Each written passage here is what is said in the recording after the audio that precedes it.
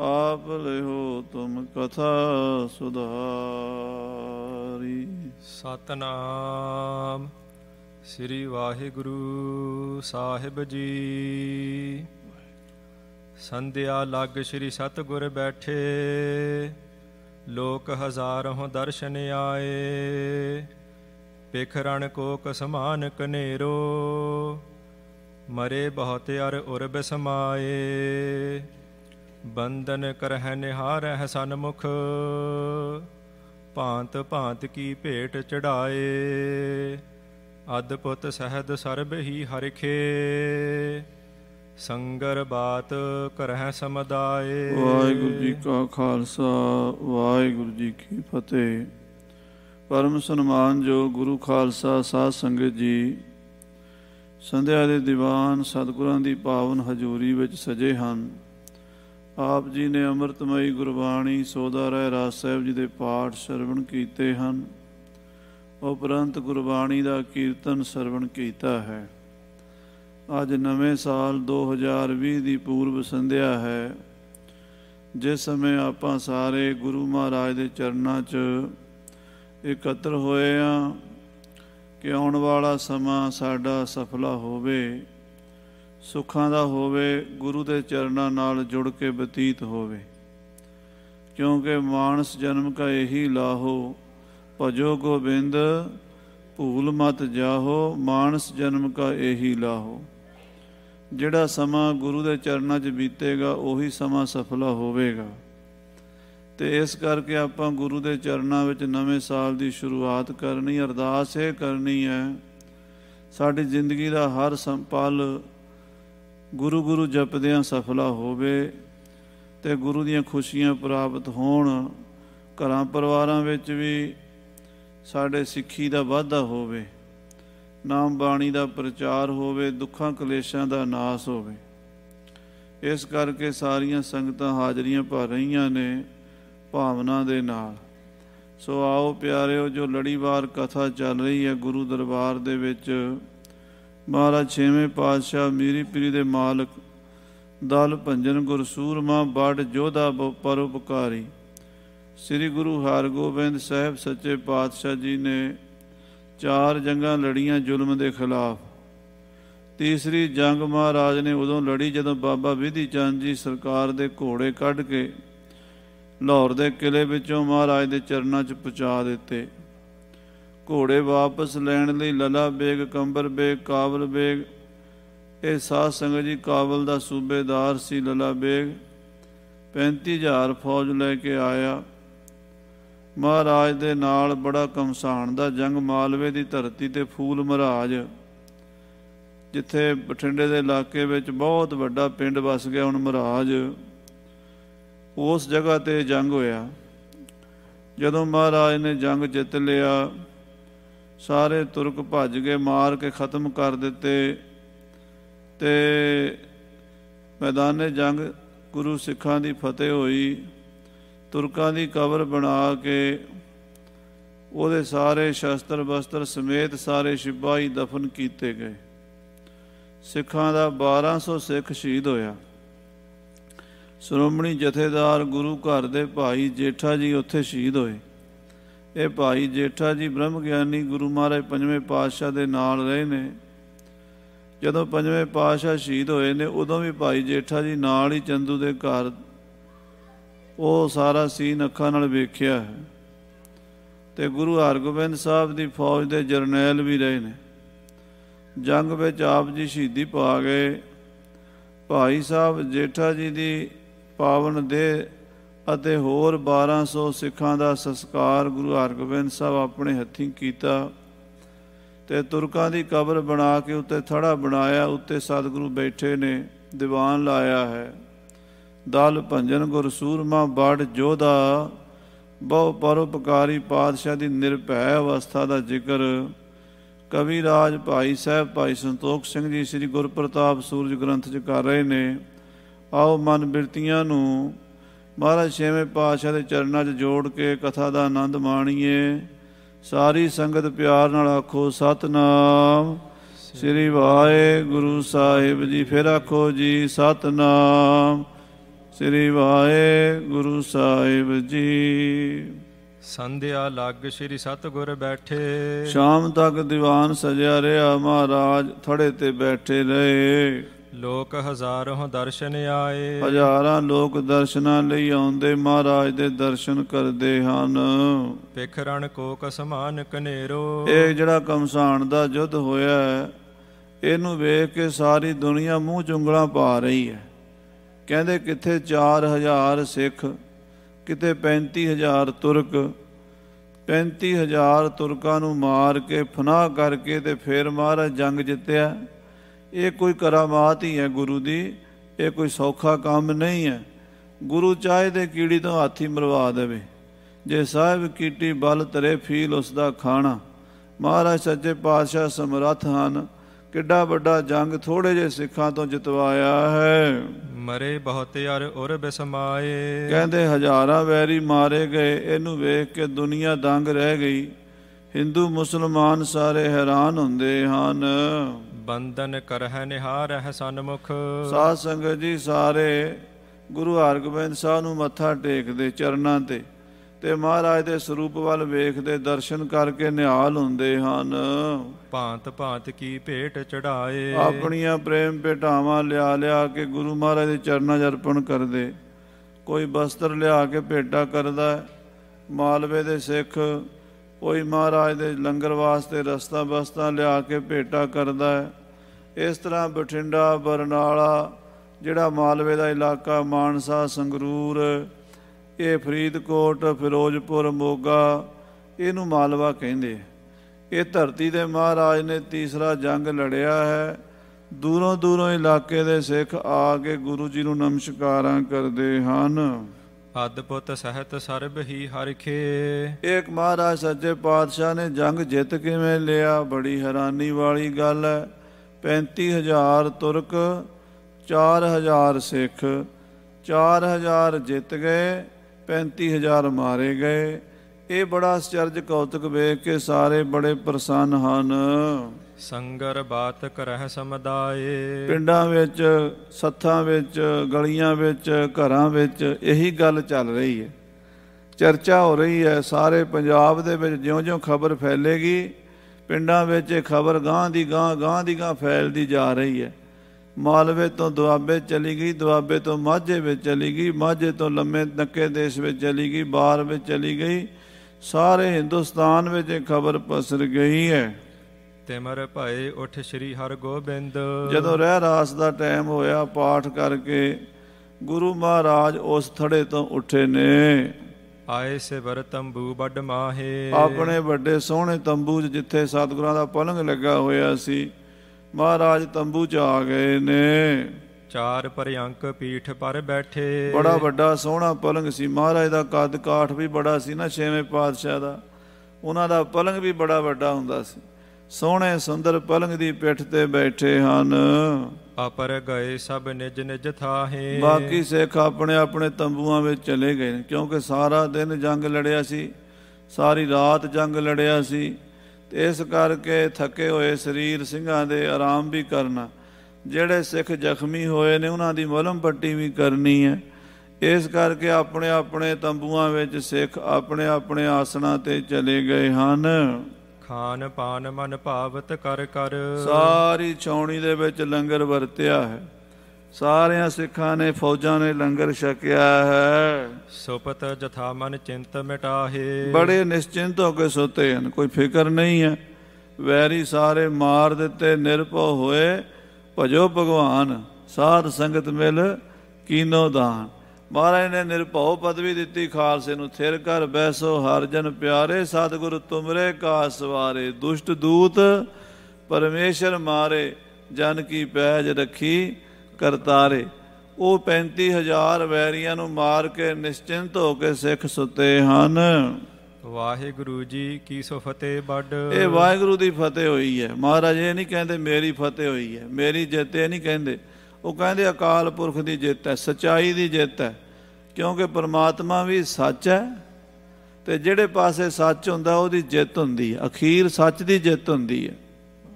ਦੇਸ਼ ਵਿਦੇਸ਼ਨ ਮਹਿ ਬਿਦਤਾਹੇ। ਦੇਸ਼ਾਂ ਵਿਦੇਸ਼ਾਂ ਸੰਸਾਰ ਦੇ ਵਿੱਚ ਗੱਲ ਪ੍ਰਗਟ ਹੋ ਗਈ ਵੀ ਮੀਰੀ ਪੀਰੀ ਦੇ ਮਾਲਕ ਨੇ ਤੀਜੀ ਵਾਰ ਬਾਦਸ਼ਾਹ ਦੀਆਂ ਫੌਜਾਂ ਗਾਲੀਆਂ ਨੇ। ਪਹਿਲੀ ਵਾਰ 7000 ਫੌਜ ਲੈ ਕੇ ਮੁਗਲ ਸਿੱਖਾਂ ਸ੍ਰੀ ਅੰਮ੍ਰਿਤਸਰ 'ਤੇ ਹਮਲਾ ਕੀਤਾ ਸੀ। ਕਿਲ੍ਹਾ ਲੋਹਗੜ੍ਹ ਵਾਲੀ ਥਾਂ 'ਤੇ ਜੰਗ ਹੋਇਆ ਸੀ। 7000 ਤੁਰਕਾਂ ਦੀ ਫੌਜ ਨੂੰ 6ਵੇਂ ਪਾਤਸ਼ਾਹ ਨੇ ਖਤਮ ਕੀਤਾ ਸੀ ਜੰਗ ਦੇ ਮੈਦਾਨ 'ਚ। ਮੁਗਲ ਸਿੱਖਾਂ ਵੀ ਮਾਰਿਆ ਗਿਆ ਸੀ। ਦੂਸਰੀ ਲੜਾਈ ਸ੍ਰੀ ਹਰਗੋਬਿੰਦਪੁਰਾ ਬਿਆਸਾ ਦਰਿਆ ਦੇ ਕੰਢੇ 'ਤੇ ਹੈ। ਮਾਝੇ ਦਾ ਤੇ ਦੁਆਬੇ ਦਾ ਜਿਹੜਾ ਪੁਲ ਪੈਂਦਾ ਨਾ, ਉੱਥੇ ਪੁਲ ਪੁਖਤਾ ਸਾਹਿਬ ਗੁਰਦੁਆਰਾ ਵੀ ਬਣਿਆ ਹੋਇਆ। ਉਦੋਂ ਅੱਗੇ ਜਾਈਏ ਤਾਂ ਸ੍ਰੀ ਹਰਗੋਬਿੰਦਪੁਰ ਸਾਹਿਬ ਮਾਝੇ ਵਾਲੇ ਪਾਸੇ ਕਿਨਾਰੇ 'ਤੇ ਗੁਰੂ ਕੀ ਨਗਰੀ ਹੈ। ਪਹਿਲਾ ਨਾਮ ਉਹਦਾ ਰੋਹੇਲਾ ਸੀ। ਰੋਹੇਲੇ ਪਿੰਡ ਦਾ ਨਾਮ ਬਾਬਾ ਬੁੱਢਾ ਜੀ ਨੇ ਬਦਲ ਕੇ ਗੁਰੂ ਸਾਹਿਬ ਦੇ ਨਾਂ 'ਤੇ ਰੱਖ ਦਿੱਤਾ, ਸ੍ਰੀ ਗੁਰੂ ਹਰਗੋਬਿੰਦ ਸਾਹਿਬ ਮਹਾਰਾਜ ਦੇ। ਉੱਥੇ ਜੰਗ ਹੋਇਆ। ਜਲੰਧਰ ਦਾ ਸੂਬੇਦਾਰ 14000 ਫੌਜ ਲੈ ਕੇ ਆਇਆ 6ਵੇਂ ਪਾਤਸ਼ਾਹ ਨਾਲ ਲੜਨ। ਬੜਾ ਘਮਸਾਣ ਦਾ ਯੁੱਧ।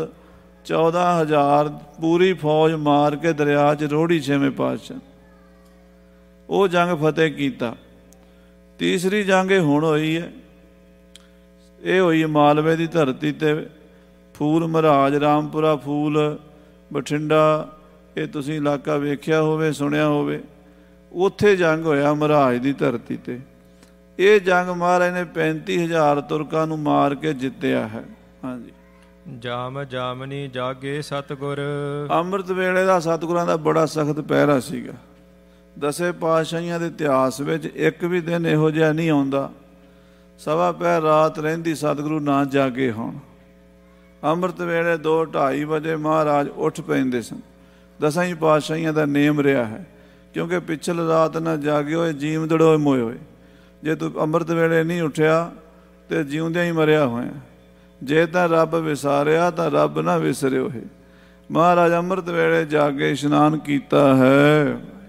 ਸੌਚ ਇਸ਼ਨਾਨ ਧਿਆਨ ਕੋ ਠਾਨ। ਅੰਮ੍ਰਿਤ ਵੇਲੇ ਉੱਠ ਕੇ ਸੋਚਿਆ 4 ਇਸ਼ਨਾਨ ਦਾਤਨ ਕਿਰਿਆ ਸਾਰੀ ਕੀਤੀ ਹੈ। ਆਸਾ ਵਾਰ ਰਬਾਬੀ ਗਾਵਤ। ਫਿਰ ਗੁਰੂ ਕੀ ਬਾਣੀ ਦਾ ਨਿਤਨੇਮ ਹੋਇਆ। ਆਸਾ ਜੀ ਦੀ ਵਾਰ ਦਾ ਕੀਰਤਨ ਰਬਾਬੀ ਗਾਉਂਦੇ ਹਨ। ਭਜਨ ਹੋਤ ਦਲ ਬਿਖੈ ਮਹਾਨ। ਗੁਰੂ ਦੇ ਦਲ ਵਿੱਚ ਭਜਨ ਹੋ ਰਿਹਾ।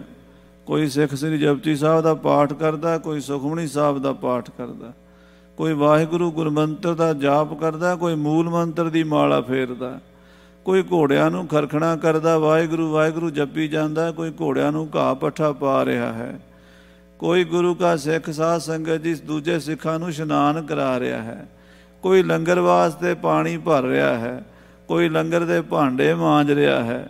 ਇਸ ਤਰ੍ਹਾਂ ਗੁਰੂ ਕੇ ਸਿੱਖ ਸੇਵਾ ਵੀ ਕਰੀ ਜਾਂਦੇ ਨੇ ਤੇ ਗੁਰੂ ਦੇ ਦਲ ਵਿੱਚ ਅੰਮ੍ਰਿਤ ਵੇਲੇ ਗੁਰਬਾਣੀ ਦਾ ਜਾਪ ਹੋ ਰਿਹਾ ਹੈ। ਗੁਰਬਾਣੀ ਕੋ ਪਠਤ ਸੁਨਤ ਕੋ। ਗੁਰਬਾਣੀ ਦੀ ਹਰ ਪਾਸੇ ਛਹਿਬਰ ਲੱਗੀ ਹੋਈ ਹੈ। ਕੀਰਤਨ ਵਾਲੇ ਕੀਰਤਨ ਕਰੀ ਜਾਂਦੇ ਨੇ, ਕੀਰਤਨ ਸੁਣਨ ਵਾਲੇ ਸੁਣੀ ਜਾਂਦੇ ਨੇ, ਸੇਵਾ ਕਰਨ ਵਾਲੇ ਵੀ ਕੀਰਤਨ ਵੀ ਸੁਣਦੇ ਨਾਲ ਸੇਵਾ ਵੀ ਕਰਦੇ ਆ। ਜਿਹੜੇ ਕੀਰਤਨ ਵਿੱਚ ਨਹੀਂ ਰੁਚੀ ਹੁੰਦੀ ਉਹ ਨਾਮ ਜਪਦੇ। ਵੱਖਰੀ ਵੱਖਰੀ ਅਵਸਥਾ ਹੁੰਦੀ, ਸਾਰੇ ਇੱਕੋ ਜਿਹੇ ਨਹੀਂ ਹੁੰਦੇ। ਕਿਸੇ ਨੂੰ ਵਾਹਿਗੁਰੂ ਗੁਰਮੰਤਰ ਦੇ ਅਭਿਆਸ ਨਾਲ ਆਨੰਦ ਆਉਂਦਾ, ਕਿਸੇ ਨੂੰ ਮੂਲ ਮੰਤਰ ਦੀ ਕਲਾ ਵਰਤਦੀ ਹੈ, ਕੋਈ ਸ੍ਰੀ ਜਪਜੀ ਸਾਹਿਬ ਦੇ ਪਾਠ ਬਾਰ-ਬਾਰ ਕਰਦਾ ਹੈ, ਕੋਈ ਸੁਖਮਨੀ ਸਾਹਿਬ ਜਾਂ ਹੋਰ ਗੁਰਬਾਣੀ ਪੜ੍ਹਦਾ ਹੈ, ਕੋਈ ਸੇਵਾ ਵਿੱਚ ਹੀ ਉਹਦਾ ਧਿਆਨ ਸੁੱਤੇ ਹੀ ਲੱਗਾ ਹੁੰਦਾ। ਅਵਸਥਾ ਵੱਖਰੀ ਵੱਖਰੀ ਹੈ। ਉਹ ਜਿੱਦਾਂ ਜਿੱਦਾਂ ਦੇ ਗੁਰਸਿੱਖ ਲੱਗੇ ਹੋਏ ਨੇ, ਜੁੜੇ ਹੋਏ ਨੇ ਗੁਰੂ ਦੇ ਨਾਲ। ਬਰਖਾ ਹੋਵਤ ਸੁਦਾ ਸਮਾਨ। ਆਹਾ, ਕਵੀ ਜੀ ਕਹਿੰਦੇ ਬਰਖਾ ਹੋਵਤ ਸੁਦਾ ਸਮਾਨ। ਸੁਦਾ ਕਹਿੰਦੇ ਅੰਮ੍ਰਿਤ ਨੂੰ। ਅੰਮ੍ਰਿਤ ਦੀ ਬਰਖਾ ਹੋ ਰਹੀ ਹੈ। ਝਿਮ ਝਿਮ ਬਰਸੈ ਅੰਮ੍ਰਿਤ ਧਾਰਾ। ਗੁਰਬਾਣੀ ਦਾ ਅੰਮ੍ਰਿਤ ਵਸ ਰਿਹਾ। ਹਾਂਜੀ। ਨਿਰਮਲ ਉਰ ਗੁਰ ਦਰਸ਼ਨ ਤੇ ਸਿੱਖ। ਤੇ ਗੁਰੂ ਹਰਗੋਬਿੰਦ ਸਾਹਿਬ ਮਹਾਰਾਜ ਦੇ ਦਰਸ਼ਨ ਕਰ ਕਰਕੇ ਸਿੱਖਾਂ ਦੇ ਮਨ ਨਿਰਮਲ ਹੋਈ ਜਾਂਦੇ। ਮਨਾਂ ਦੀ ਮੈਲ ਉਤਰਦੀ ਜਾਂਦੀ ਹੈ। ਪਰਮੇਸ਼ਰ ਕੋ ਪ੍ਰੇਮ ਸੋ ਜਾਨ। ਔਰ ਪਰਮੇਸ਼ਰ ਦੇ ਪ੍ਰੇਮ ਵਿੱਚ ਰੰਗੇ ਹੋਏ ਵਾਹਿਗੁਰੂ ਵਾਹਿਗੁਰੂ ਵਾਹਿਗੁਰੂ ਵਾਹਿਗੁਰੂ ਵਾਹਿਗੁਰੂ ਵਾਹਿਗੁਰੂ ਜਪੀ ਜਾਂਦੇ ਹਨ। ਭਈ ਪਰਾਤ ਪੁਨ ਸਭਾ ਲਗਾਇਬ। ਸਾਧ ਸੰਗਤ ਜੀ, ਦਿਨ ਚੜ੍ਹਿਆ ਹੈ। 6ਵੇਂ ਪਾਤਸ਼ਾਹ ਮੀਰੀ ਪੀਰੀ ਦੇ ਮਾਲਕ ਦਾ ਦਰਬਾਰ ਸਜਿਆ ਹੈ। ਪਾਤਸ਼ਾਹ ਦੀਵਾਨ ਵਿੱਚ ਬੈਠੇ ਹਨ। ਜੋਧ ਸਲੇਮ ਸ਼ਾਹੇ ਚੱਲ ਆਏ। ਕਾਂਗੜ ਦੀਨੇ ਦਾ ਰਾਜਾ ਭਾਈ ਜੋਧ ਸ਼ਾਹ ਆਪਣੇ ਭਰਾ ਸਲੇਮ ਸ਼ਾਹ ਸਮੇਤ ਗੁਰੂ ਦੇ ਦਰਬਾਰ ਦੀ ਹਾਜ਼ਰੀ ਭਰਨ ਆਇਆ ਹੈ। ਵਿਧੀ ਚੰਦ ਦਿਜ ਜਾਤੀ ਮਲਕ ਸੋ। ਗੁਰੂ ਘਰ ਦੇ ਸ਼੍ਰੋਮਣੀ ਯੋਧੇ ਭਾਈ ਸਾਹਿਬ ਭਾਈ ਵਿਧੀ ਚੰਦ ਜੀ ਅਤੇ ਪੰਡਤ ਜਾਤੀ ਮਲਕ ਜੀ ਇਹ ਸੂਰਮੇ ਆਏ ਹਨ ਸਜ ਧਜ ਕੇ ਸ਼ਸਤਰਾਂ ਨਾਲ। ਬੈਠਤ ਭਏ ਸੁਪਟ ਸਮਦਾਏ। ਗੁਰੂ ਦੀ ਸਭਾ ਵਿੱਚ ਸੂਰਮੇ ਤਿਆਰ ਬਰ ਤਿਆਰ ਹੋ ਕੇ ਬੈਠਣ ਲੱਗੇ ਹਨ। ਸ਼੍ਰੀ ਸਤਿਗੁਰ ਕੋ ਕਰ ਕਰ ਬੰਦਨ। ਗਾਤਰੇ ਤੇਗਾਂ ਪਾਈਆਂ ਹੋਈਆਂ, ਹੱਥ 'ਚ ਬਰਛੀਆਂ ਫੜੀਆਂ ਹੋਈਆਂ, ਮੋਢਿਆਂ ਤੇ ਬੰਦੂਕਾਂ ਸਜਾਈਆਂ ਹੋਈਆਂ, ਸੀਸ ਤੇ ਦੁਮਾਲੇ ਤੇ ਚੱਕਰ ਪਾਏ ਹੋਏ ਨੇ। ਤਿਆਰ ਬਰ ਤਿਆਰ ਗੁਰੂ ਕੀ ਫੌਜ ਬੈਠ ਕੇ ਮੱਥਾ ਟੇਕ ਕੇ ਦੀਵਾਨ ਦੀ ਸ਼ੋਭਾ ਵਧਾ ਰਹੀ ਹੈ। ਹੇਰ ਹੇਰ ਸਗਰੇ ਹਰ ਖਾਏ। ਮਹਾਰਾਜ ਛੇਵੇਂ ਪਾਤਸ਼ਾਹ ਮਹਾਬਲੀ ਸਤਿਗੁਰੂ ਤਖਤ ਤੇ ਬੈਠੇ ਹੈ, ਸੀਸ ਤੇ ਚੌਰ ਝੁਲਦਾ। ਬਾਦਸ਼ਾਹ ਦੇ ਬਾਦਸ਼ਾਹ, ਰਾਜਿਆਂ ਦੇ ਰਾਜੇ, ਮਹਾਰਾਜਿਆਂ ਦੇ ਮਹਾਰਾਜੇ, ਕਿਸ ਮਹਿਮਾ ਕਹੀ ਨਾ ਜਾਏ ਗੁਰ ਸਮਰੱਥ ਦੇਵ। ਮਹਾਰਾਜ ਦੀ ਕੋਈ ਮਹਿਮਾ ਕਰ ਹੀ ਨਹੀਂ ਸਕਦਾ। ਐਡੇ ਸੋਹਣੇ ਪਾਤਸ਼ਾਹ ਬੈਠੇ ਹੋਏ ਹਨ। ਮੁਦਤ ਸੁਦੂਤ ਹਸਨ ਖਾਂ ਆਇਵ। ਇਹ ਭਰੇ ਦੀਵਾਨ ਵਿੱਚ ਦੂਤ ਹਸਨ ਖਾਂ ਆਇਆ ਹੈ। ਇਹ ਹਸਨ ਖਾਂ ਕੌਣ ਸੀ? ਜਦੋਂ ਸਾਧ ਸੰਗਤ ਜੀ ਹਸਨ ਖਾਂ ਲਲਾ ਬੇਗ ਦੇ ਨਾਲ ਲਾਹੌਰ ਤੋਂ ਆਇਆ ਗੁਰੂ ਕੀ ਫੌਜ ਦੀ CID ਕਰਨ ਵਾਸਤੇ, ਫੌਜ ਦੇ ਵਿੱਚ ਵੜ ਗਿਆ। ਭੇਸ ਬਦਲ ਕੇ ਸਿੱਖਾਂ ਨੂੰ ਵੇਖਦਾ ਫਿਰਦਾ, ਕਿੰਨੇ ਕੁ ਸਿੱਖ ਨੇ, ਕਿੰਨੀ ਕੁ ਫੌਜ ਹੈ, ਕਿੰਨੇ ਕੁ ਸ਼ਸਤਰ ਨੇ, ਕਿੰਨੇ ਘੋੜੇ ਨੇ। ਸਿੱਖਾਂ ਨੇ ਪਛਾਣ ਲਿਆ ਵੀ ਬੰਦਾ ਓਪਰਾ। ਜੋਧ ਰਾਏ ਨੇ ਪਛਾਣ ਲਿਆ। ਜੋਧ ਰਾਏ ਦੇ ਸਿੱਖਾਂ ਨੇ ਫੜ ਕੇ ਕੁੱਟਿਆ। ਗੁਰੂ ਸਾਹਿਬ ਨੂੰ ਪਤਾ ਲੱਗਾ। ਮਹਾਰਾਜ ਨੇ ਕਿਹਾ ਭਾਈ ਮਾਰਨਾ ਨਹੀਂ ਸਾਡੇ ਕੋਲ, ਦੂਤ ਨੂੰ ਨਹੀਂ ਮਾਰੀਦਾ ਹੁੰਦਾ। ਬੁਲਾ ਕੇ ਸਤਿਕਾਰ ਨਾਲ ਮਹਾਰਾਜ ਕਹਿੰਦੇ ਭਾਈ ਗੱਲ ਸੁਣ, ਤੂੰ ਗੁਰੂ ਘਰ ਦੀ CID ਕਰਨ ਆਇਆ, ਤੇਰੀ ਡਿਊਟੀ ਹੈ, ਪਰ ਜਾ ਉਹਨੂੰ ਜਾ ਕੇ ਦੱਸ ਦੇ ਲੱਲਾ ਬੇਗ ਨੂੰ ਵੀ ਇੱਥੇ ਚੂੜੀਆਂ ਪਾ ਕੇ ਨਹੀਂ ਬੈਠੇ ਹੋਏ, ਫੌਜਾਂ ਤਿਆਰ ਬਰ ਤਿਆਰ ਨੇ, ਤੇਰਾ ਮੁਕਾਬਲਾ ਕਰਾਂਗੇ, ਆ ਜਿੰਨੀ ਛੇਤੀ ਆ ਸਕਦਾ ਆ ਜਾ। ਉਹਨੇ ਜਦੋਂ ਮਹਾਰਾਜ ਦੇ ਬਚਨ ਸੁਣੇ, ਮਹਾਰਾਜ ਦੇ ਦਰਸ਼ਨ ਕੀਤੇ, ਮਨ ਸਾਫ਼ ਹੋ ਗਿਆ, ਮਨ ਬਦਲ ਗਿਆ, ਪਾਪ ਕੱਟੇ ਗਏ। ਦਰਸ਼ਨ ਪਰਸੀਏ ਗੁਰੂ ਕੇ ਜਨਮ ਮਰਨ ਦੁੱਖ ਜਾ। ਸ਼ਰਧਾ ਬਣ ਗਈ ਵੀ ਇਹ ਕਿੱਡੇ ਚੰਗੇ ਬੰਦੇ ਆ, ਜਿੱਦਾਂ ਮੈਂ ਇਹਨਾਂ ਦੀ CID ਕਰਨਾ, ਮਾਰ ਸਕਦੇ ਮੈਨੂੰ, ਪਰ ਇਹਨਾਂ ਨੇ ਮੇਰੀ ਜਾਨ ਬਖਸ਼ਦੀ। ਉਹ ਗਿਆ ਵਾਪਸ, ਜਾ ਕੇ ਲੱਲਾ ਬੇਗ ਨੂੰ ਮਿਲਿਆ। ਲੱਲਾ ਬੇਗ ਕਹਿੰਦਾ ਸੁਣਾ ਕੀ ਹਾਲ ਹੈ? ਕਹਿੰਦਾ ਜੀ ਹਾਲ ਠੀਕ ਹੈ, ਪਰ ਖੁਦਾ ਨੇ ਜਾਨ ਬਖਸ਼ੀ ਹੈ, ਮੈਂ ਤਾਂ ਫਸ ਗਿਆ ਸੀ, ਪਰ ਮੈਂ ਤੁਹਾਨੂੰ ਦੱਸ ਦਿਆਂ ਤੁਸੀਂ ਹਾਰੋਗੇ, ਉਹ ਜਿੱਤਣਗੇ। ਸੱਚੀ ਗੱਲ ਮੂੰਹ ਤੋਂ ਨਿਕਲ ਗਈ। ਤੁਸੀਂ ਹਾਰੋਗੇ, ਉਹ ਜਿੱਤੇਗਾ। ਗੁਰੂ ਦੀ ਤਾਰੀਫ ਕਰਤੀ, ਗੁਰੂ ਦੇ ਗੁਣ ਦੱਸਤੇ। ਲੱਲਾ ਬੇਗ ਨੂੰ ਬੜੀ ਅੱਗ ਲੱਗੀ, ਇੰਨਾ ਗੁੱਸਾ ਚੜਿਆ, ਕਹਿਣ ਲੱਗਾ ਤੂੰ ਗੁਰੂ ਦਾ ਕੜਾਹ ਖਾ ਕੇ ਆ ਗਿਆ, ਗੁਰੂ ਦੇ ਪੱਖ 'ਚ ਬੋਲਦਾ। ਮਾਰ ਕੁੱਟ ਕੇ ਬੇਇੱਜ਼ਤੀ ਕਰਕੇ ਕੱਢ ਦਿੱਤਾ। ਉਹ ਵਿਚਾਰਾ ਦੁਖੀ ਹੋ ਕੇ ਫਿਰ ਗੁਰੂ ਸਾਹਿਬ ਦੇ ਦੁਬਾਰਾ ਸ਼ਰਨ 'ਚ ਆ ਗਿਆ। ਕਹਿੰਦਾ ਮਹਾਰਾਜ ਮੈਂ ਉਹਨਾਂ ਦੁਸ਼ਟਾਂ ਨਾਲ ਨਹੀਂ ਰਹਿਣਾ ਚਾਹੁੰਦਾ। ਮਹਾਰਾਜ ਕਹਿੰਦੇ ਕੋਈ ਨਹੀਂ, ਤੂੰ ਸਾਡੇ ਕੋਲ ਰਹੋ, ਤੈਨੂੰ ਕਾਬਲ ਦਾ ਸੂਬੇਦਾਰ ਬਣਾਵਾਂਗੇ। ਆਖੋ ਸਤਿਨਾਮ ਸ੍ਰੀ। ਲੱਲਾ ਬੇਗ ਨੂੰ ਮਾਰਾਂਗੇ, ਉਹਦੀ ਥਾਂ ਤੇ ਤੈਨੂੰ ਉੱਥੋਂ ਦਾ ਰਾਜ ਦਵਾਵਾਂਗੇ। ਹੁਣ ਜੰਗ ਜਿੱਤਿਆ ਗਿਆ, ਲੱਲਾ ਬੇਗ ਮਾਰਿਆ ਗਿਆ, ਕੰਬਰ ਬੇਗ ਮਾਰਿਆ ਗਿਆ, ਕਾਬਲ ਬੇਗ ਮਾਰਿਆ ਗਿਆ, ਸਾਰੇ ਤੁਰਕਾਂ ਦੀ ਫੌਜ ਖਤਮ ਹੋ ਗਈ। ਹਸਨ ਖਾਂ ਦੂਤ ਗੁਰੂ ਦੇ ਕੋਲ ਹੀ ਹੈ। ਭਰੇ ਦੀਵਾਨ ਵਿੱਚ ਹਸਨ ਖਾਂ ਦੂਤ ਮੱਥਾ ਟੇਕਣ ਆਇਆ ਤੇ ਗੁਰੂ ਸਾਹਿਬ ਦੇ ਦਰਸ਼ਨ ਕੀਤੇ।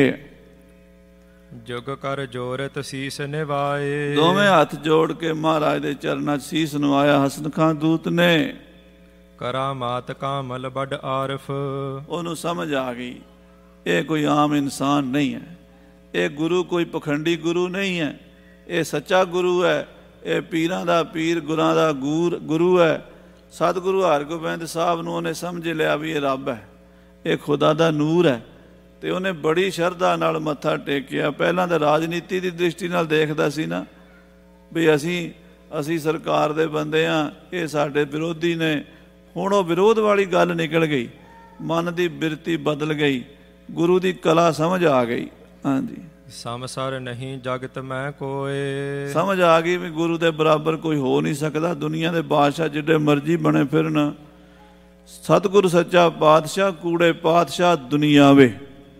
ਸਤਿਗੁਰੂ ਸੱਚਾ ਪਾਤਸ਼ਾਹ ਕੂੜੇ ਪਾਤਸ਼ਾਹ ਦੁਨੀਆਵੇ। ਇਹ ਗੱਲ ਪੜ੍ਹਦੇ ਤਾਂ ਪਰ ਸਾਨੂੰ ਸਮਝ ਨਹੀਂ ਆਉਂਦੀ। ਸਾਡਾ ਭਰੋਸਾ ਝੂਠਿਆਂ ਪਾਤਸ਼ਾਹਾਂ 'ਤੇ ਹੀ ਹੁੰਦਾ, ਸੱਚੇ ਪਾਤਸ਼ਾਹ ਦੀ ਕਲਾ ਨੂੰ ਨਹੀਂ ਜਾਣਦੇ।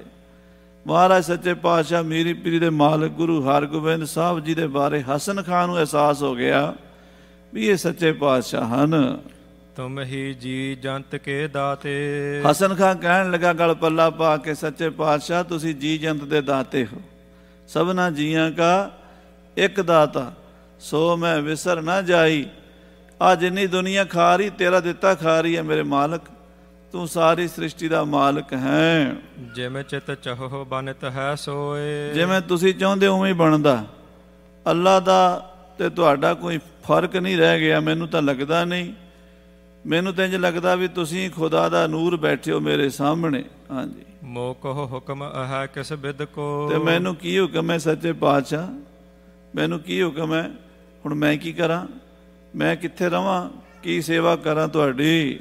ਕਰੋ ਕਿਰਪਾ ਜਿਵੇਂ ਸਿਦਕੀ ਹੋਏ। ਬਸ ਮੈਨੂੰ ਕਿਰਪਾ ਕਰੋ, ਮੇਰਾ ਸਿਦਕ ਨਾ ਡੋਲੇ।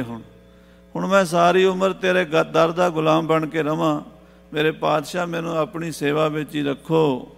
ਮਰੇ ਤੁਰਕ ਸਭ ਫਤਿਹ ਲਈ ਤੁਮ। ਮਹਾਰਾਜ ਤੁਰਕ ਸਾਰੇ ਮਾਰੇ ਗਏ ਨੇ। ਲਲਾ ਬੇਗ ਮਾਰਿਆ ਗਿਆ, ਕਾਬਲ ਬੇਗ ਮਾਰਿਆ ਗਿਆ, ਕੰਬਰ ਬੇਗ ਮਾਰਿਆ ਗਿਆ। ਲਲਾ ਬੇਗ ਦੇ ਦੋਵੇਂ ਪੁੱਤਰ ਮਾਰੇ ਗਏ ਨੇ। ਫਤਿਹ ਤੁਹਾਡੀ ਹੋਈ ਹੈ ਸਤਿਗੁਰੂ ਜੀ। ਬੇਦਤ ਜਗਤ ਮਹਿ ਜਸ ਕੋ ਜੋਏ। ਮਹਾਰਾਜ ਹੁਣ ਤੁਹਾਡਾ ਜਸ ਸੰਸਾਰ 'ਚ ਪ੍ਰਗਟ ਹੋ ਗਿਆ। ਹੁਣ ਦਿੱਲੀ ਤੋਂ ਲੈ ਕੇ ਕਾਬਲ ਤੱਕ ਹਿੰਦੁਸਤਾਨ ਦੇ 22 ਸੂਬਿਆਂ 'ਚ ਖਬਰ ਪਹੁੰਚਣੀ ਹੈ। ਕੋਨੇ ਕੋਨੇ 'ਤੇ ਵੀ ਬਾਦਸ਼ਾਹ ਦਾ ਸਭ ਤੋਂ ਵੱਡਾ ਜਰਨੈਲ ਲਲਾ ਬੇਗ ਗੁਰੂ ਨੇ ਮਾਰ ਕੱਤਿਆ ਸਣੇ ਫੌਜਾਂ ਦੇ। ਮੁਸਕਾਵਤ ਗੁਰਬਾਕ ਬਖਾਨੇ। ਤੇ ਮੈਨੂੰ ਕੀ ਹੁਕਮ ਹੈ? ਮੈਂ ਹੁਣ ਕੀ ਸੇਵਾ ਕਰਾਂ? ਹਸਨ ਖਾਂ ਦੀ ਸ਼ਰਧਾ ਭਾਵਨਾ ਵਾਲੀ ਬੇਨਤੀ ਸੁਣ ਕੇ ਮੁਸਕਰਾ ਪਈ ਸੱਚੀ ਸਰਕਾਰ। ਸੱਚੇ ਪਾਤਸ਼ਾਹ ਇਉਂ ਬੋਲੇ, ਸੂਬਾ ਕਾਬਲ ਕੋ ਬਨ ਜਾਏ। ਜਾ ਤੂੰ ਕਾਬਲ ਦਾ ਸੂਬੇਦਾਰ ਬਣ ਜਾ। ਹੁਣ ਤੈਨੂੰ ਕਾਬਲ ਦੀ ਬਾਦਸ਼ਾਹੀ ਦਿੱਤੀ ਅਸੀਂ, ਕਾਬਲ ਦਾ ਰਾਜਾ ਬਣੇਗਾ ਤੂੰ। ਜਿਹੜਾ ਕਿ ਗਰੀਬ ਵਿਚਾਰਾ, ਛੋਟੀ ਜਿਹੀ ਨੌਕਰੀ ਸੀ। ਦੂਤ ਦੀ ਕਿੰਨੀ ਕੁ ਹੈਸੀਅਤ ਹੁੰਦੀ ਹੈ। ਦੂਤ ਜਿਹੜਾ ਹੁੰਦਾ ਉਹ ਵੱਧ ਤੋਂ ਵੱਧ ਥਾਣੇਦਾਰ ਦਾ ਰੈਂਕ ਕਹਿ ਲਓ, ਇੰਨਾ ਕੁ ਦਾ ਰੈਂਕ ਹੋਣਾ, ਕੋਈ ਬਹੁਤ ਵੱਡਾ ਥੋੜ੍ਹਾ ਹੋਏਗਾ ਉਹ। ਤੇ ਕਿੱਥੇ ਸੂਬੇਦਾਰ ਕਾਬਲ ਦਾ। ਮਹਾਰਾਜ ਕਹਿੰਦੇ ਤੂੰ ਕਾਬਲ ਦਾ ਸੂਬੇਦਾਰ ਬਣੇਗਾ। ਮਨ ਸਭ ਲਲਾ ਬੇਗ ਕੋ ਲੈ ਹੈ। ਲਲਾ ਬੇਗ ਵਾਲੀ ਪਦਵੀ ਤੈਨੂੰ ਮਿਲ ਜੇਗੀ। ਲਲਾ ਬੇਗ ਨੇ ਤੇਰੀ ਬੇਇੱਜ਼ਤੀ ਕੀਤੀ ਸੀ, ਤੈਨੂੰ ਮਾਰ ਕੇ ਕੱਢਿਆ ਸੀ, ਤੇ ਗੁਰੂ ਨਾਨਕ ਤੇਰੇ ਤੇ ਤੁੱਠਾ, ਤੈਨੂੰ ਕਾਬਲ ਦੀ ਬਾਦਸ਼ਾਹੀ ਦਿੱਤੀ। ਜਾ ਮੌਜਾਂ ਕਰ। ਗੁਰ ਕੀ ਸ਼ਰਨ ਪਰਿਓ ਫਲ ਪਾਏ। ਤੋ ਗੁਰੂ ਦੀ ਸ਼ਰਨ ਪਿਆ, ਜਿਹੜਾ ਗੁਰੂ ਦੀ ਸ਼ਰਨ ਆਵੇ ਉਹਨੂੰ ਇੱਦਾਂ ਦੇ ਫਲ ਮਿਲਦੇ ਆ ਸਾਧ ਸੰਗਤ। ਜਿਹੜੇ ਬੰਦੇ ਨੂੰ ਕੋਈ ਜਾਣਦਾ ਨਹੀਂ, ਜਿਹਨੂੰ ਕੋਈ ਪਛਾਣਦਾ ਨਹੀਂ, ਕੋਈ ਨਾ ਜਾਣੈ ਕੋਈ ਨਾ ਮਾਨੈ, ਸੇ ਪ੍ਰਗਟ ਹਰ ਦੁਆਰੇ। ਜਿਨ੍ਹਾਂ ਦੀ ਕੋਈ ਵੈਲਿਊ ਨਹੀਂ ਹੁੰਦੀ, ਗੁਰੂ ਹੱਥ ਰੱਖ ਕੇ ਬਾਦਸ਼ਾਹੀਆਂ ਕਰਾ ਦਿੰਦਾ, ਉਹਨਾਂ ਨੂੰ ਰਾਜੇ ਬਣਾ ਦਿੰਦਾ। ਭੇਖਾਰੀ ਤੇ ਰਾਜ ਕਰਾਵੇ, ਰਾਜਾ ਤੇ ਭੇਖਾਰੀ। ਆਖਲ ਮੂਰਖ ਤੇ ਪੰਡਤ ਕਰਬੋ, ਪੰਡਤ ਤੇ ਮੁਗਧਾਰੀ। ਨਾਰੀ ਤੇ ਜੋ ਪੁਰਖ ਕਰਾਵੇ, ਪੁਰਖਣ ਤੇ ਜੋ ਨਾਰੀ। ਕਹੋ ਕਬੀਰ ਸਾਧੂ ਕੋ ਪ੍ਰੀਤਮ, ਤਿਸ ਮੂਰਤ ਬਲਿਹਾਰੀ। ਧੰਨ ਗੁਰੂ ਹਰਗੋਬਿੰਦ ਸਾਹਿਬ। ਸਾਰੀ ਸੰਗਤ ਆਖੋ ਧੰਨ ਗੁਰੂ ਹਰਗੋਬਿੰਦ ਸਾਹਿਬ ਮਹਾਰਾਜ, ਮੀਰੀ ਪੀਰੀ ਦੇ ਮਾਲਕ। ਕਿੱਡੀਆਂ ਬਖਸ਼ਾਂ ਕਰਤੀਆਂ। ਛੋਟੇ ਜਿਹੇ ਥਾਣੇਦਾਰ ਵਰਗਾ ਰੈਂਕ ਹੋਣਾ ਉਹਦਾ, ਮਾੜਾ ਜਿਹਾ ਦੂਤ ਸੀਗਾ, ਕਾਬਲ ਦੀ ਸੂਬੇਦਾਰੀ ਦੇ ਦਿੱਤੀ ਹੈ। ਹਾਂਜੀ। ਜੇ ਤੱਕ ਬਚੇ ਤੁਰਕ ਲਿਓ ਸੰਗੇ। ਮਹਾਰਾਜ ਕਹਿੰਦੇ ਹਸਨ ਖਾਂ ਹੁਣ ਤੂੰ ਨੀਤੀ ਤੋਂ ਕੰਮ ਲੈ। ਜਿੰਨੇ ਤੁਰਕ ਬਚੇ ਹਨ ਇਹਨਾਂ ਨੂੰ ਨਾਲ ਲੈ ਕੇ ਵਾਪਸ ਬਾਦਸ਼ਾਹ ਦੀ ਕਚਹਿਰੀ 'ਚ ਜਾ, ਤੇ ਉੱਥੇ ਜਾ ਕੇ ਸਾਰਾ ਮਾਜਰਾ ਦੱਸ ਵੀ ਕੀ ਹੋਇਆ ਹੈ। ਸ਼ਾਹੋ ਜਹਾਂ ਕੋ ਸੁਧ ਦੇਹੋ ਆਤਾਏ। ਬਾਦਸ਼ਾਹ ਨੂੰ ਖਬਰ ਦਵੀਂ, ਦੱਸੀ ਉਹਨੂੰ ਵੀ ਤੇਰੀਆਂ ਫੌਜਾਂ ਮਾਰੀਆਂ ਗਈਆਂ ਨੇ, ਤੇਰਾ ਲਲਾ ਬੇਗ, ਕੰਬਰ ਬੇਗ, ਕਾਬਲ ਬੇਗ ਮਾਰੇ ਗਏ ਨੇ, ਤੇਰਾ ਸਾਰਾ ਦਲ ਖਤਮ ਹੋ ਗਿਆ, ਤੇ ਜੋ ਵੀ ਇੱਥੇ ਹੋਇਆ ਤੂੰ ਦੱਸ ਨਹੀਂ ਜਾ ਕੇ। ਹਾਂਜੀ। ਤਿੰਨ ਕੇ ਤੁਰੰਗ ਜੋ ਦਲ ਮਹਿ ਆਏ। ਉਹਨਾਂ ਦੇ ਜਿਹੜੇ ਘੋੜੇ ਬਚੇ ਘੋੜੇ ਨੇ, ਜਿਹੜੇ ਮਰ ਗਏ ਸੋ ਮਰ ਗਏ, ਜਿਹੜੇ ਫੌਜ ਦੇ ਬਚੇ ਹੋਏ ਘੋੜੇ ਨੇ ਉਹ ਤੈਨੂੰ ਅਸੀਂ ਵਾਪਸ ਕਰ ਦੇਣੇ, ਉਹ ਵਾਪਸ ਲੈ ਜਾ। ਹਾਂਜੀ। ਸੋ ਤੁਝ ਕੋ ਦੈ ਹੈ ਫਰਵਾਏ। ਉਹ ਅਸੀਂ ਤੈਨੂੰ ਵਾਪਸ ਕਰਾ ਦਿੰਨੇ ਆ। ਫੌਜ ਦੇ ਘੋੜੇ ਉਹ ਆਪਣੇ ਲੈ ਜਾਓ। ਉਹ ਘੋੜੇ ਨਹੀਂ ਜਿਹੜੇ ਬਾਬਾ ਬਿਧੀ ਚੰਦ ਜੀ ਲੈ ਕੇ ਆਏ, ਉਹ ਨਹੀਂ ਦਿੱਤੇ। ਪਰ ਜਿਹੜੇ ਘੋੜੇ ਮਹਾਰਾਜ ਸੱਚੇ ਪਾਤਸ਼ਾਹ ਕਹਿੰਦੇ ਜੰਗ ਦੇ ਵਿੱਚ ਉੱਦਾਂ ਫੌਜਾਂ ਦੇ ਸਾਡੇ ਕਾਬੂ ਆ ਗਏ, ਉਹ ਅਸੀਂ ਵਾਪਸ ਕਰਾ ਦਿਆਂਗੇ। ਹਾਂਜੀ। ਸਹਿਤ ਸੈਨ ਸੁਤ ਬੰਦਪ ਜੇਤਕ। ਕਹਿੰਦੇ ਫੌਜ ਦੇ ਜਿਹੜੇ ਬੰਦੇ ਮਰੇ ਹਨ, ਉਹਨਾਂ ਦੇ ਜਿਹੜੇ ਪੁੱਤਰ ਧੀਆਂ ਗਾਂ ਰਿਸ਼ਤੇਦਾਰ ਹੋਣ, ਲਲਾ ਬੇਗ ਹੱਥ ਭਾ ਕਹਿ ਜਾਏ। ਉਹਨਾਂ ਨੂੰ ਵੀ ਖਬਰ ਪਹੁੰਚੇ ਵੀ ਤੁਹਾਡੇ ਪਰਿਵਾਰ ਬਾਦਸ਼ਾਹ ਨੇ ਮਰਵਾ ਦਿੱਤੇ ਨੇ, ਪਰ ਗੁਰੂ ਨੇ ਘੋੜੇ ਵਾਪਸ ਕਰਾਤੇ ਨੇ। ਲਲਾ ਬੇਗ ਨੂੰ ਕਹਿ ਦਿਓ, ਬਾਦਸ਼ਾਹ ਨੂੰ ਕਹਿ ਦਿਓ ਵੀ ਲਲਾ ਬੇਗ ਸਣੇ ਪਰਿਵਾਰ ਦੇ ਮਾਰਿਆ ਗਿਆ ਹੈ। ਸੁਨ ਗੁਰ ਹੁਕਮ ਸਿਦਕ ਕੋ ਧਰ ਉਰ।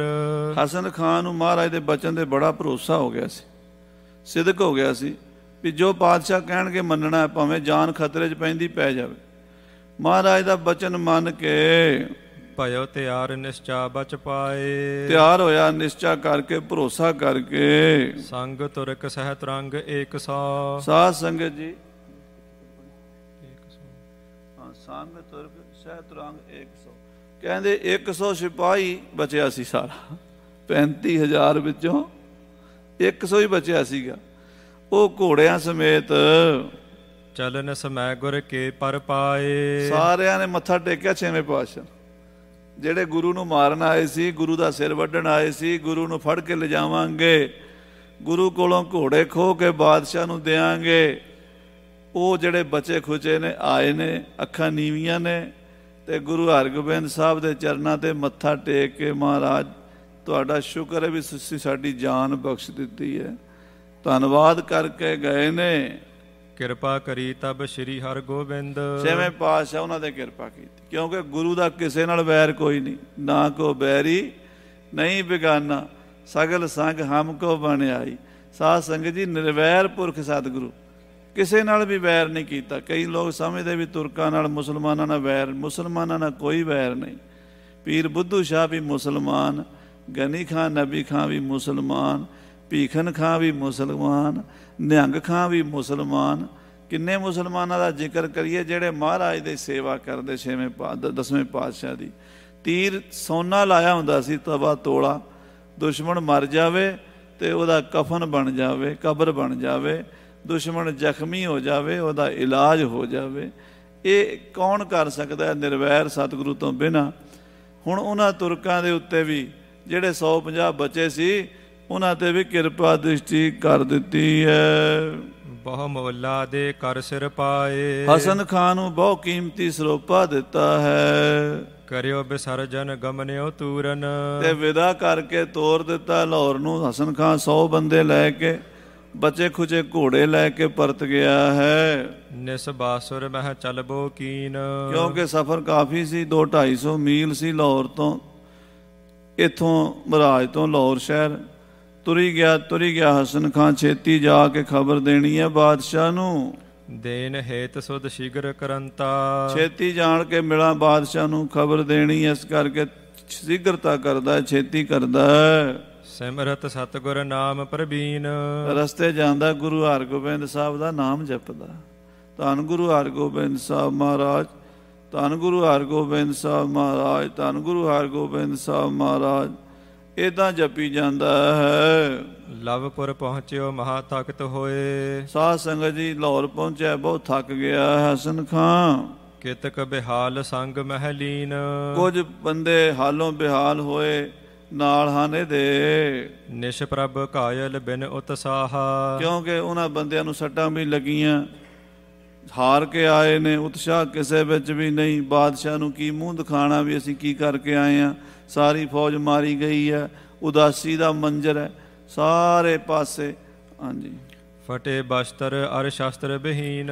ਕੱਪੜੇ ਪਾਟੇ ਹੋਏ ਫੌਜੀਆਂ ਦੇ, ਸ਼ਸਤਰ ਖੋਲੇ ਸਿੱਖਾਂ ਦੇ, ਹਥਿਆਰ ਵੀ ਤੇ ਹੁਣ ਤੇ ਵਿਚਾਰੇ ਨਿੰਮੋ ਝੂਣੇ ਜੇ ਹੋਏ ਆਏ ਹਨ। ਦੋਹਰਾ ਆਪਨੋ ਆਪ ਦਿਖਾਏ ਕਰ। ਕਹਿੰਦੇ ਆਪਸ ਵਿੱਚ ਇੱਕ ਦੂਜੀ ਨੂੰ ਦਿਖਾਉਂਦੇ ਹਨ। ਜੋ ਪਹੁੰਚੈ ਟਿਕ ਸ਼ਾਹੋ। ਜੇ ਬਾਦਸ਼ਾਹ ਕੋਲ ਜਾ ਕੇ ਗੱਲ ਕਰਨੀ ਹੈ, ਕਰਿਓ ਸੁਨਾਵਨ ਕਿਤਕ ਕੋ। ਕਹਿੰਦੇ ਫੌਜ ਨੂੰ ਦੱਸਿਆ ਇੱਕ ਦੂਜੀ ਨੂੰ। ਹੁਤੋ ਸੋ ਲਸ਼ਕਰ ਮਾਹੋ। ਜਿਹੜੇ ਫੌਜ ਦੇ ਵਿੱਚ ਲਸ਼ਕਰ ਵਿੱਚ ਸੂਰਮੇ ਸਨ ਉਹਨਾਂ ਨੂੰ ਮਿਲੇ ਹਨ। ਸਵਈਆ ਛੰਦ ਸ਼ਾਹੋ ਜਹਾਨ ਜਹੈਨ ਉਡੀਕਤ। ਉਧਰੋਂ ਬਾਦਸ਼ਾਹ ਦੀ ਸੁਣ ਲਓ। ਬਾਦਸ਼ਾਹ ਆਪਣੇ ਦਿਲਬਾਗ ਗੁਲਬਾਗ ਉਡੀਕ ਰਿਹਾ। ਲੱਲਾ ਬੇਗ ਗਿਆ ਹੋਇਆ, ਮੇਰੇ ਘੋੜੇ ਆਉਣਗੇ, ਵਾਪਸ ਲੈ ਕੇ ਆਵੇਗਾ। 35,000 ਮੇਰਾ ਲਸ਼ਕਰ ਗਿਆ, ਗੁਰੂ ਨੂੰ ਬੰਨ੍ਹ ਕੇ ਲਿਆਉਣਗੇ। ਗੁਰੂ ਹਰਗੋਬਿੰਦ ਨੂੰ ਗ੍ਰਿਫਤਾਰ ਕੀਤਾ ਹੋਵੇਗਾ, ਹੱਥ ਕੜੀਆਂ ਲਾਈਆਂ ਹੋਣਗੀਆਂ, ਬੇੜੀਆਂ ਪਾਈਆਂ ਹੋਣਗੀਆਂ, ਮੇਰੇ ਸਾਹਮਣੇ ਪੇਸ਼ ਕਰਨਗੇ। ਪਹੁੰਚੈ ਲਲਾ ਬੇਗ ਗੁਰ ਪਾਸ। ਲਲਾ ਬੇਗ ਗਿਆ, ਗੁਰੂ ਕੋਲ ਜਾ ਕੇ ਗੁਰੂ ਨੂੰ ਮਾਰੇਗਾ ਜਾਂ ਫੜੇਗਾ। ਕਰਹਿ ਜੰਗ ਗੁਰ ਕੋ ਗਹਿ ਅੰਨ ਹੈ। ਜੰਗ ਕਰੇਗਾ ਲਲਾ ਬੇਗ। ਬਾਦਸ਼ਾਹ ਆਪਣੇ ਮਨ 'ਚ ਕਿਹੜੇ ਸੁਪਨਿਆਂ ਦੇ ਮਹਿਲ ਉਸਾਰ ਰਿਹਾ ਸੀ। ਗੁਰੂ ਨੂੰ ਫੜ ਕੇ ਲਿਆਵੇਗਾ, ਕਿਦੋਂ ਲੜਤ ਹੀ ਹੋਏ ਬਿਨਾਸ਼। ਜਾਂ ਗੁਰੂ ਨੂੰ ਮਾਰ ਲਵੇਗਾ। ਜੇ ਜਿਉਂਦਾ ਨਾ ਗੁਰੂ ਫੜਿਆ ਗਿਆ ਤਾਂ ਕਮ ਸੇ ਕਮ ਗੁਰੂ ਦਾ ਸਿਰ ਵੱਢ ਕੇ ਤਾਂ ਜ਼ਰੂਰ ਲਿਆਵੇਗੀ ਮੇਰੀ ਫੌਜ। ਲਸ਼ਕਰ ਘਨੋ ਸੰਗ ਤਿਸ ਗਮਨਿਓ। ਕਿਉਂਕਿ ਲਲਾ ਬੇਗ ਨਾਲ 35,000 ਫੌਜ ਗਈ ਹੈ, ਕੋਈ ਥੋੜੀ ਫੌਜ ਨਹੀਂ ਗਈ। ਕੋ ਲੜ ਧਰਹਿ ਬਿਜੈ ਕੀ ਆਸ। ਕਿਹੜਾ ਸੂਰਮਾ ਸਾਡੇ ਸਾਹਮਣੇ ਅੜ ਸਕਦਾ? ਅਸੀਂ ਹਿੰਦੁਸਤਾਨ ਦੇ ਮਾਲਕ ਹਾਂ, ਮੁਗਲਾਂ ਦਾ ਬਾਦਸ਼ਾਹ ਮੈਂ। ਮੇਰੀਆਂ ਫੌਜਾਂ ਦੇ ਸਾਹਮਣੇ ਕਿਹੜਾ ਖੜ ਸਕਦਾ? ਗੁਰੂ ਕੋਲ ਭਲਾ ਕਿੰਨੀ ਕੁ ਫੌਜ ਹੋਵੇਗੀ ਜਿਹੜਾ ਮੇਰੀ ਫੌਜ ਦਾ ਮੁਕਾਬਲਾ ਕਰ ਲਵੇ? ਬਸ ਆ ਗਿਆ ਲਲਾ ਬੇਗ ਤੇ ਆਇਆ ਲਲਾ ਬੇਗ, ਇਉਂ ਸੋਚੀ ਜਾਂਦਾ ਹੈ। ਅਸ ਦਿਲ ਬਾਗ ਅਪਰ ਗੁਲ ਬਾਗ ਹੈ। ਮੇਰਾ ਦਿਲਬਾਗ, ਮੇਰਾ ਗੁਲਬਾਗ, ਬੜੇ ਸੋਹਣੇ ਮੇਰੇ ਘੋੜੇ ਵਾਪਸ ਆ ਜਾਣਗੇ। ਲਿਆਵਹਿ ਗੋਬੜ ਓਜ ਪ੍ਰਕਾਸ਼। ਆਪ ਕੋਈ ਸੂਰਮਾ ਯੋਧਾ ਮੇਰਾ ਸੂਰਮਾ ਲਲਾ ਬੇਗ ਲਿਆਵੇਗਾ। ਜਬ ਕੇ ਗਏ ਨਹੀਂ ਸੁਧ ਆਈ। ਫਿਰ 3-4 ਦਿਨ ਲੰਘ ਗਏ ਨੇ, 5 ਦਿਨ ਲੰਘ ਗਏ ਨੇ, ਹਫਤਾ ਲੰਘ ਗਿਆ। ਕਹਿੰਦੇ ਕਈ ਦਿਨ ਹੋ ਗਏ, ਕੋਈ ਖਬਰ ਕਿਉਂ ਨਹੀਂ ਆਈ ਵਾਪਸ? ਕੀ ਬਣਿਆ ਉੱਥੇ?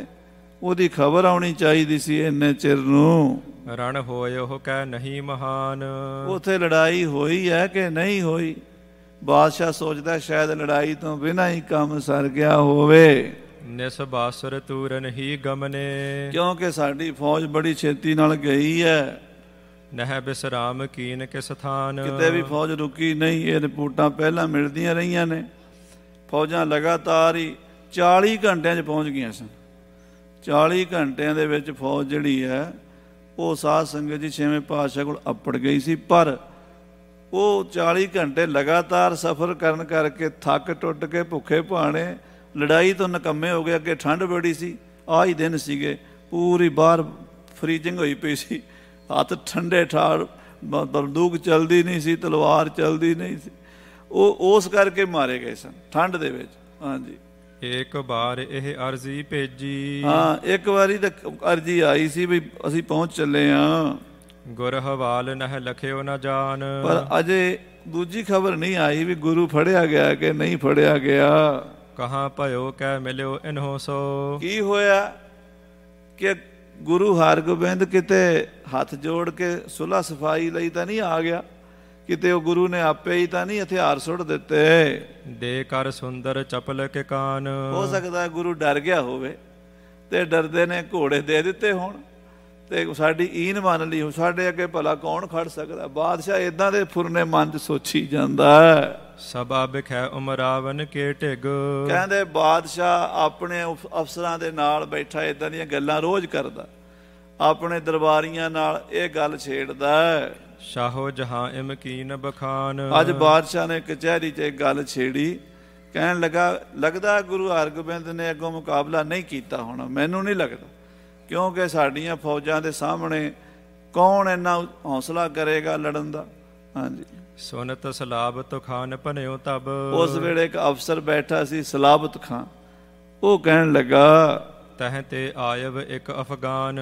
ਸੁਣੋ ਜੀ, ਬਾਦਸ਼ਾਹ ਸਲਾਮਤ ਜਾਂ ਆਪਣਾ, ਮੈਨੂੰ ਹੁਣੇ ਖਬਰ ਮਿਲੀ ਹੈ, ਘੰਟਾ ਕੁ ਪਹਿਲਾਂ ਬੰਦਾ ਦੱਸ ਰਿਹਾ ਸੀ ਕਿ ਇੱਕ ਅਫਗਾਨੀ ਅਫਸਰ, ਇੱਕ ਪਠਾਨ ਆਇਆ ਹੈ ਨਿਕਟ ਆਪ ਕੇ ਅਬ ਮੈਂ ਆਵਤ। ਉਹ ਤੁਹਾਡੇ ਕੋਲ, ਮੈਂ ਜਦੋਂ ਤੁਹਾਡੇ ਕੋਲ ਆ ਰਿਹਾ ਸੀ ਮੈਨੂੰ ਮਿਲਿਆ ਹੈ। ਕਰਿਓ ਬਿਲੋਕਨ ਬੂਜਨ ਠਾਨ। ਮੈਂ ਉਹਨੂੰ ਪੁੱਛਿਆ ਸੀ ਵੀ ਤੂੰ ਕਿੱਥੋਂ ਆਇਆ ਹੈ। ਕਹਿਓ ਤਾਹੀਂ ਜੰਗਲ ਕੇ ਦਿਸ਼ ਤੇ। ਉਹ ਕਹਿੰਦਾ ਜੰਗਲ ਵਾਲੇ ਪਾਸਿਓਂ, ਮਾਲਵੇ ਵਿੱਚੋਂ ਆਇਆ ਹਾਂ। ਲਲਾ ਬੇਗ ਸੰਗੀ ਮੁਝ ਜਾਨ। ਉਹ ਕਹਿੰਦਾ ਸੀ ਮੈਂ ਲੱਲਾ ਬੇਗ ਦਾ ਸਾਥੀ ਹਾਂ। ਇਤਨੀ ਸੁਨਤ ਚਲਿਓ ਮੈਂ ਆਇਵ। ਬਸ ਇੰਨੀ ਗੱਲ ਮੈਂ ਸੁਣੀ, ਬਾਕੀ ਨਹੀਂ ਮੈਂ ਸੁਣੀ। ਸਲਾਬਤ ਖਾਨ ਕਹਿੰਦਾ ਇੰਨੀ ਸੁਣੀ ਹੈ ਵੀ ਲੱਲਾ ਬੇਗ ਦੇ ਨਾਲ ਦੇ ਕੁਝ ਬੰਦੇ ਆਏ ਆ, ਬਾਕੀ ਵੀ ਨਹੀਂ ਪਤਾ। ਬਾਦਸ਼ਾਹ ਸਲਾਮਤ ਵੀ ਅੱਗੇ ਉਹਨੇ ਗੱਲ ਪੂਰੀ ਦੱਸੀ ਵੀ ਨਹੀਂ, ਸਿਰਫ ਇੰਨੀ ਦੱਸੀ ਆ ਵੀ ਮੈਂ ਲੱਲਾ ਬੇਗ ਦੇ ਨਾਲ ਦਾ ਬੰਦਾ ਹਾਂ। ਹਾਂਜੀ। ਅਪਰ ਪ੍ਰਸੰਗ ਕਹਿਓ ਨਹਿ ਕੋਏ। ਹੋਰ ਨਹੀਂ ਕੋਈ ਗੱਲ ਮੈਨੂੰ ਦੱਸੀ। ਸ਼ਾਹੋ ਜਹਾਂ ਸੁਨ ਚਹਤ ਭਇਓ ਤਬ। ਬਾਦਸ਼ਾਹ ਨੂੰ ਹੁਣ ਉੱਚੋ ਪੇੜੇ ਲੱਗੇ ਹੋਏ ਸੀ, ਫਟਾਫਟ ਗੱਲ ਮਿਲੇ, ਖਬਰ ਆਵੇ। ਕਹਿੰਦਾ ਹੈ ਲੱਲਾ ਬੇਗ ਦਾ ਬੰਦਾ ਆਇਆ, ਫਟਾਫਟ ਬੁਲਾਓ, ਮੈਨੂੰ ਦੱਸੋ ਕੀ ਖਬਰ ਆਈ ਹੈ। ਅਨਹੁ ਸ਼ੀਗਰ ਦੇਹ ਸੁਧ ਸੋਏ। ਛੇਤੀ ਲਿਆਓ, ਮੈਨੂੰ ਖਬਰ ਦਵੇ ਆ ਕੇ। ਔਰ ਬਿਖੈਰੋ ਕਹਿ ਨਹਿ ਕੋ। ਉਹ ਜਿਹੜਾ ਬੰਦਾ ਆਇਆ ਨਾ ਲੱਲਾ ਬੇਗ ਦੇ ਨਾਲ ਦਾ, ਉਹਨੂੰ ਦਰਵਾਜ਼ੇ 'ਚ ਰੋਕਣਾ ਨਹੀਂ। ਦਰਵਾਜ਼ੇ ਵਾਲੇ ਨੂੰ ਕਹਿ ਦਿਓ ਵੀ ਉਸ ਬੰਦੇ ਨੂੰ ਫਟਾਫਟ ਮੇਰੇ ਕੋਲ ਪਹੁੰਚਾਓ। ਸਕਲ ਬਿਰਤਾਂਤ ਕਹਿ ਜਿਮ ਹੋਏ। ਮੈਨੂੰ ਫਟਾਫਟ ਖਬਰ ਮਿਲਣੀ ਚਾਹੀਦੀ, ਲੱਲਾ ਬੇਗ ਕੀ ਕਰਕੇ ਆ ਰਿਹਾ ਹੈ। ਸੁਨਤ ਅਰਜ਼ ਬੇਗੀ ਤਬ ਤੂਰਨ। ਅਰਜ਼ ਬੇਗੀ ਹੁੰਦੇ ਨੇ ਜਿਹੜੇ ਅੱਗੇ ਬਾਦਸ਼ਾਹ ਦੇ ਅਰਜ਼ਾਂ ਫਟਾਫਟ ਦੌੜ ਕੇ ਖਬਰ ਦਿੰਦੇ। ਬਾਦਸ਼ਾਹ ਦਾ ਹੁਕਮ ਨਿਕਲਦਾ ਉਹ ਭੱਜ ਪੈਂਦੇ ਆ। ਉਸੇ ਵੇਲੇ ਦੌੜਿਆ ਅਰਜ਼ ਬੇਗੀ। ਨਿਕਸਿਓ ਵਹਿਰ ਪਠਿਓ ਨਰ ਜੋਏ। ਕਹਿੰਦੇ ਉਹ ਬਾਹਰ ਨਿਕਲਿਆ ਤੇ ਦੌੜ ਕੇ ਉਸਨੇ ਬੰਦਾ ਭਜਾਇਆ ਅੱਗੇ। ਲਲਾ ਬੇਗ ਡੇਰੇ ਥਲ ਗਮਨ ਹੋ। ਜਾਓ ਵੀ ਲੱਲਾ ਬੇਗ ਦੇ ਡੇਰੇ ਵਿੱਚ ਜਾਓ। ਤਹ ਨਵੀਨ ਆਏ ਅਸਵਾਰ। ਸੁਣਿਆ ਉੱਥੇ ਕੁਝ ਲੱਲਾ ਬੇਗ ਦੇ ਸਾਥੀ ਘੋੜਸਵਾਰ ਆਏ ਨੇ, ਉਹਨਾਂ ਨੂੰ ਅੰਦਰ ਬੁਲਾਓ। ਤਿੰਨ ਮਹਿ ਮੁਖ ਤਹਿ ਤੁਰਤ ਹਕਾਰ ਹੋ। ਜਿਹੜਾ ਉਹਨਾਂ ਬੰਦਿਆਂ ਚੋਂ ਮੁਖੀ ਹੈ ਵੱਡਾ, ਉਹਨੂੰ ਬੁਲਾਓ। ਹਜ਼ਰਤ ਅਦਕ ਸ਼ਿਗਰਤਾ ਧਾਰ। ਸ਼ਹਿਨਸ਼ਾਹ ਜਾਂ ਆਪਣਾ ਬਾਦਸ਼ਾਹ ਸ਼ਾਹਜਹਾਨ ਬੜੀ ਕਾਹਲੀ ਨਾਲ ਬੁਲਾ ਰਹੇ ਨੇ। ਸੁਨਤ ਧਾਏ ਗਮਨਿਓ ਹੈ ਚਰ ਕੈ। ਕਹਿੰਦੇ ਉਹ ਬੰਦਾ ਘੋੜੇ ਤੇ ਚੜ ਕੇ ਗਿਆ ਲੈਣ ਵਾਸਤੇ ਹਸਨ ਖਾਨ ਨੂੰ। ਖੋਜ ਗਇਓ ਤਿਸ ਥਲ ਬਿਨ ਬਾਰ। ਬਿਨਾਂ ਦੇਰੀ ਦੇ ਉੱਥੇ ਪਹੁੰਚਿਆ। ਉਤਰਿਓ ਹੋ ਤੋ ਹਸਨ ਖਾਂ ਅਸਤੇ। ਜਿੱਥੇ ਹਸਨ ਖਾਨ ਜੇ ਘੋੜੇ ਤੋਂ ਉਤਰਿਆ ਹੀ ਸੀ ਆ ਕੇ। ਤਬ ਹੂੰ ਪਹੁੰਚਿਓ ਕਰੇ ਉਚਾਰ। ਉਹਨੇ ਨੂੰ ਬਾਦਸ਼ਾਹ ਦਾ ਸੰਦੇਸ਼ਾ ਪਹੁੰਚ ਗਿਆ। ਹਜ਼ਰਤ ਤੋਹੇ ਹਕਾਰਤ ਅਬ ਹੀ। ਹਸਨ ਖਾਨ ਜੀ ਤੈਨੂੰ ਬਾਦਸ਼ਾਹ ਸਲਾਮਤ ਹੁਣੇ ਬੁਲਾ ਰਹੇ ਨੇ। ਚਲੋ ਸ਼ਿਗਰ ਨਹਿ ਬਿਲਮ ਲਗਾਏ। ਛੇਤੀ ਕਰੋ, ਦੇਰੀ ਨਾ ਕਰੋ। ਸੁਨਤ ਪਹਿਰ ਪੋਸ਼ਿਸ਼ ਬਹੁ ਮੋਲੀ। ਹਸਨ ਖਾਨ ਨੇ ਕੱਪੜੇ ਪਾਏ ਫਟਾਫਟ। ਗਮਨਿਓ ਸੰਗ ਪੌਰ ਪਰ ਆਏ। ਔਰ ਨਾਲ ਦੇ ਨਾਲ ਉਸੇ ਵੇਲੇ ਬਾਦਸ਼ਾਹ ਦੀ ਕਚਹਿਰੀ ਨੂੰ ਤੁਰ ਪਿਆ। ਖਰੋ ਸਲਾਬਤ ਖਾਨ ਅਗਾਰੀ। ਅੱਗੇ ਸਲਾਬਤ ਖਾਨ ਖੜਾ ਸੀ। ਲੇਕਰ ਸਾਥ ਗਇਓ ਅਗਵਾਏ। ਸਲਾਬਤ ਖਾਨ ਹਸਨ ਖਾਨ ਦੀ ਬਾਂਹ ਫੜ ਕੇ ਉਹਨੂੰ ਕਚਹਿਰੀ 'ਚ ਲੈ ਗਿਆ ਅੱਗੇ ਬਾਦਸ਼ਾਹ ਕੋਲ।